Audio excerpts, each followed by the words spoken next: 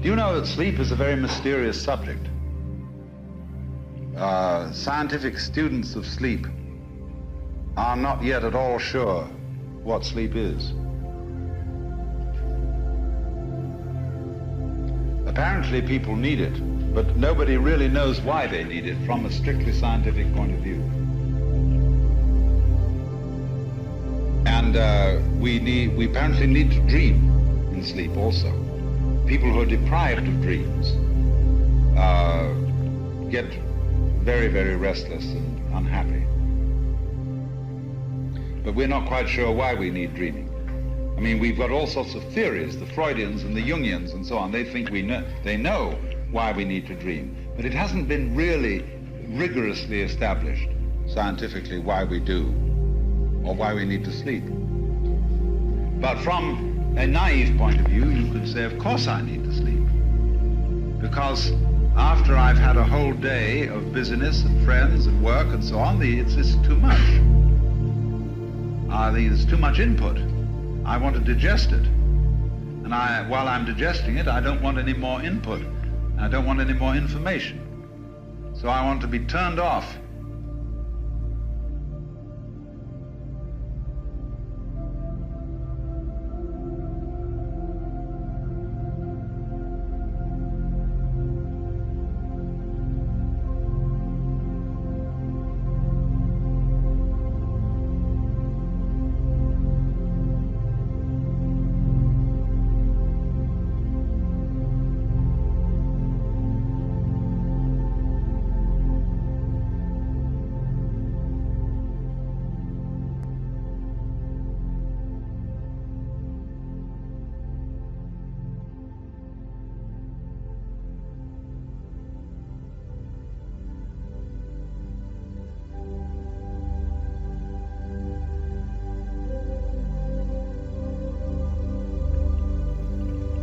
That's, one of those simple common sense things that everybody knows, but has not yet been fully explained.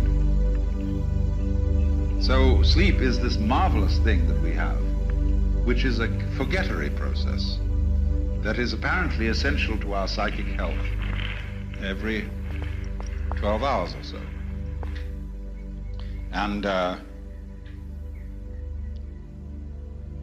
if you don't get it, you start getting worried. As a matter of fact, insomnia is a thing that is rather curious. Because if you do get insomnia, the worst thing of all to do is to worry about it. Invariably, if I can't sleep, I don't try to go to sleep, I get up and work. Or do something. Or I read a very difficult book, especially one that is big and weighs a lot.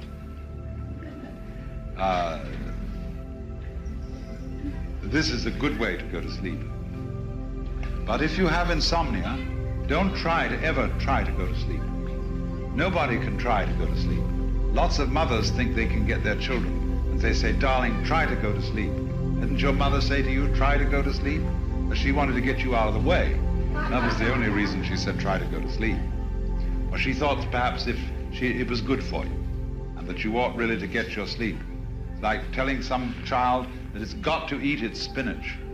And the child can start chewing and chewing and chewing on meat or spinach, which tastes of nothing, and it chews it into an absolute hard, stiff pulp, and there's just nothing to be done with it except spit it out.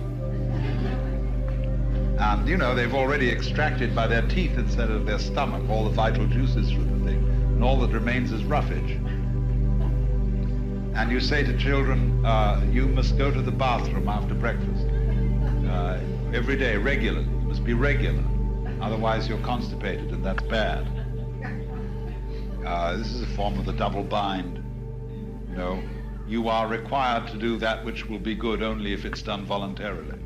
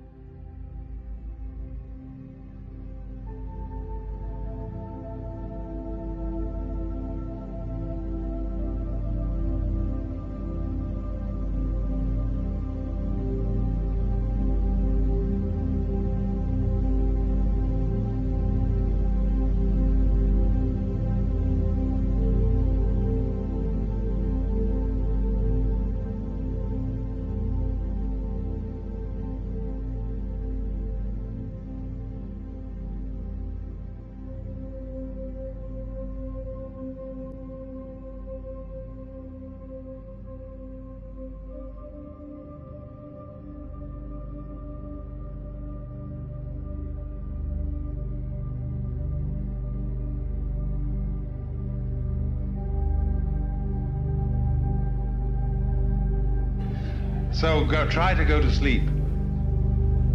It is impossible. Sleep has to happen because it's a spontaneous activity, and it can be helped, as we shall see when we come to consider torpor. But by and large, sleep is a spontaneous activity and is a way of turning yourself off to get away from the bombardment of awareness and forget, because forgetting renews. And that also is a function of all demolitions, of deaths, of destruction of patterns, of knocking down buildings, of the whole change process in the universe. Because we want to do what we've done before over again, only if you remember it too often, it'll become boring. So if you forget, then you can do it again, and it'll be just as amazing as it was the first time.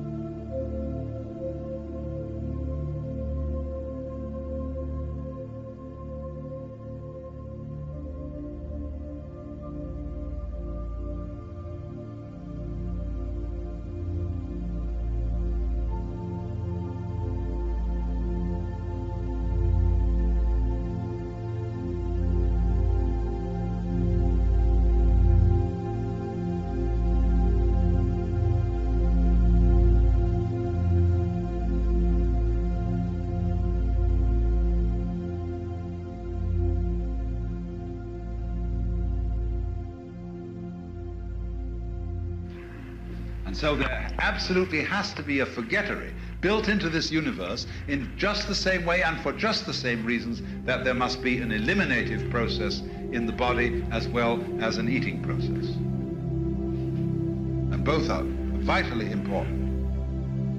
And you see, we have very different attitudes to the two. Eating is something we do socially, eliminating is something we do privately. Eating we consider, we want the all good smells and all that kind of thing. Eliminating is all bad smells and that kind of thing. Well, this is largely social conditioning that tells us this. But nevertheless, these are the two sides of the game we play, and there's a spectrum between the two. So in the same way here, you have to forget, just as you have to eliminate, so that everything is renewed, because it can happen again without being boring. Things that happen all the time, in any way, begin to pass out of consciousness. For example, if there is a constant noise going on while we're talking, it will annoy us at first, but after a while we shall cease to notice it, if it's constant. But if it keeps varying and coming on in different volumes and different rhythms, it'll hold our attention all the time. So anything that just goes diggity-ding, diggity-ding, diggity-ding, diggity-ding, diggity-ding, diggity-ding, diggity-ding, diggity-ding, you eventually cease to notice. So then, sleep is the renewer, because it's the state of forgetfulness. I'm not going to go in this seminar into the whole problem of dreams. That would lead us very far afield. Now, torpor describes something approaching sleep. But this also is a valuable state because it's very comfortable. One can, in sleep, you're not aware of sleeping. But in torpor, you are aware of the comfort of tiredness and minified consciousness. It is a sort of pseudo return to the womb.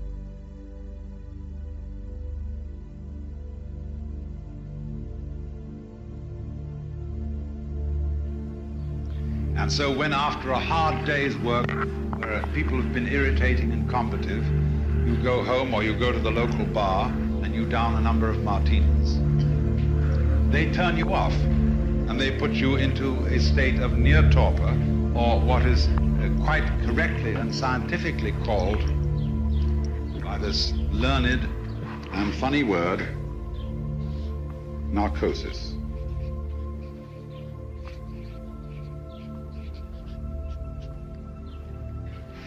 Narcosis, Narcissus, is connected with narcosis. It means torpor, reduced consciousness, reduced sensory input. And the reason why Narcissus is associated with narcosis is that Narcissus, when he saw his reflection in the water, didn't know it was himself.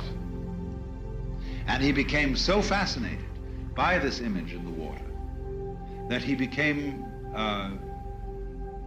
unaware of everything else. He got hung up, or shall we say, to use current slang, hooked on his own image. And he didn't know it was his own image. That was the only reason he could get hooked on it. So Narcissus and narcosis are associated. And so the permissive narcotic in our culture is alcohol. And other narcotics like opiates exist. But you must remember that you can only correctly use the word narcotic of something inducing the state of consciousness which is torpor. Now you can do it by massage, by relaxation exercises, by hot tubs, many, many ways of inducing torpor.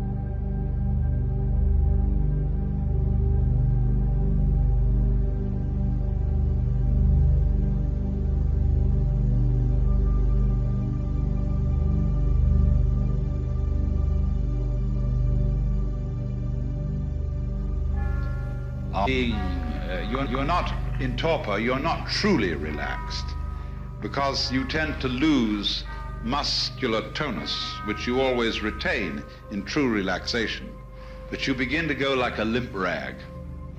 Now, there's a place for that in life. And it's good as a way of sleep induction for people who have insomnia and are so anxious that they don't allow themselves to be turned off. I would want to say, in general, a good word for sleep and torpor, because a lot of people are against them. Uspensky, who was Gurdjieff's sort of St. Paul, and as much as a misinterpreter in a way too, always felt that his life was a war against sleep, that intense light consciousness should conquer darkness. Now that's a stupid idea. To be a human being, you have to love the light, but you also must trust yourself to the darkness. Be able to let yourself go in the faith that you'll arrive back all in one piece. I have a friend who her name is Charlotte Selver, and she does a kind of work for which there is no name. She calls it sensory awareness.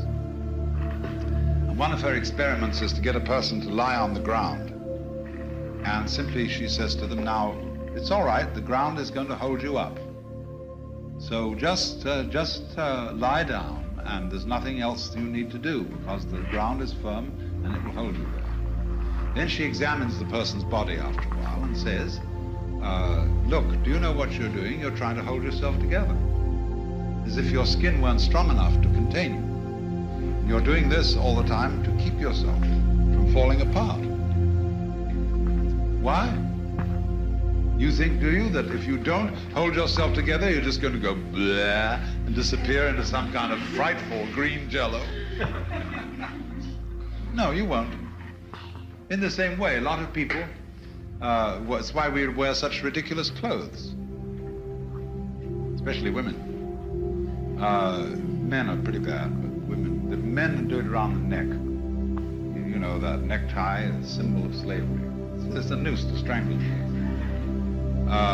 But you feel tight, really held in here, and held in by the belt, and women wear girdles, hold them in like this, and the coat that fits your body, jacket, you know, you put it on, and it fits, and you're squeezed, or you get these tight pants that hug you, and you know you're there. Other people, of course, don't know they're there till they're sitting on spikes. Then they really know they're there. And a lot of people make trouble for themselves in order to be able to sit on spikes, so that they know they're there. Now, supposing instead you switch to another kind of clothes, you wear Japanese clothes. I often wear Japanese clothes because they happen to be, for men, the most comfortable form of clothing ever devised. There's only one place where it holds you, and that's at the belt. But you wear the belt not round your waist, but below your belly, and you wear it rather loose. Otherwise, the garments are flowing. They don't interfere with the nature of the cloth, because the cloth is woven on a rectilinear pattern. See, cloth is straight like this. So when you get a Japanese kimono, it folds up instantly for packing. But you try to pack a Western man's jacket or a woman's suit jacket, and there's absolutely no way of folding the thing at all. So it always comes out of your suitcase needing to go to the pressing. But you take a kimono and you put it on, and it falls exactly according to its own nature around you, and they're very dignified. And you feel, but you don't feel closed in. Now that makes some people terribly uncomfortable. If they don't feel pinched and pulled together, they don't feel dressed and feel this is, I'm going around in a bathrobe. And a lot of people can't wear a bathrobe beyond a certain hour of the day because they don't feel that they're respectable. I mean, you could perfectly well get up and put yourself into the most beautiful any kind of gorgeous bathrobe you want to, and run around and do your work if you don't have to go to the office. Even if you had to go to the office, they ought to allow you to wear interesting robes. And furthermore, I once asked a Japanese why he didn't wear a kimono anymore. And he said, you can't run for a bus in a kimono. Well, it's perfectly true. Unless you hoist it up and tie it into the belt, you can't. And that's rather undignified. But the thing is that in this age that is now forthcoming, when we're going to cut down the working hours because of automation, people have got to learn to saunter and dawdle. Otherwise, they'll get into mischief. And so forms of clothing which are supremely comfortable, which require a kind of a sauntering attitude to life, are going to be very important for the future of civilization.